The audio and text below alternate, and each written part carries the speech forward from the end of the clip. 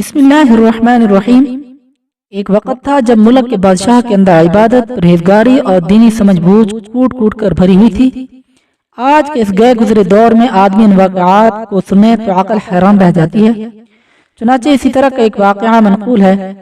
حضرت خواجہ قطب الدین بختیار کاکی رحمۃ اللہ علیہ بہت اللہ والے بزرگ گزرے ہیں۔ ان کے بارے میں واقعہ آتا ہے کہ جب ان کی وفات ہوئی تو کوہرام مچ گیا۔ جنازہ تیار ہوا، ایک بڑے میدان میں لایا گیا۔ بے پناہ لوگ نماز جنازہ پڑھنے کے لیے آئے ہوئے تھے۔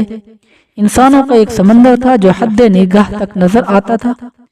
جب جنازہ پڑھنے کا وقت آیا، ایک آدمی آگے بڑھا اور کہنے لگا کہ میں خواجہ قطب الدین بختیار کاکی رحمۃ اللہ علیہ کا وکیل ہوں۔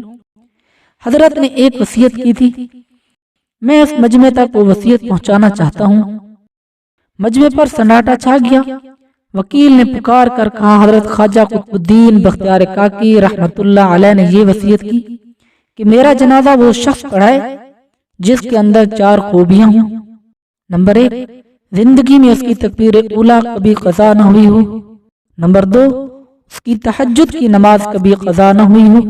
نمبر 3، اس نے غیر محرم پر کبھی بھی بری نظر نہ ڈالی ہو۔ نمبر 4، اتنا عبادت گزار ہو کہ اس نے عصر کی سنتیں بھی کبھی نہ چھوڑی ہوں۔ جس شخص میں یہ 4 خوبیاں ہوں وہ میرا جنازہ پڑھائے۔ جب یہ بات سنائی گئی تو مجمع پر ایسا سناٹا چھا گیا کہ جیسے مجمع کو سانپ سونگھ گیا ہو۔ کافی دیر گزر گئی، کوئی آگے نہ بڑھا۔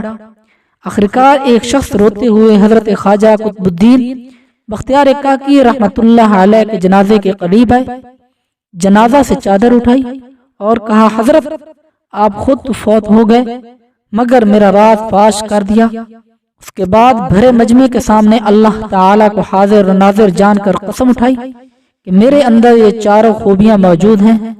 جانیے یہ شخص کون تھا؟ یہ وہ شخص تھا جو وقت کا بادشاہ شمس الدین التمش تھا۔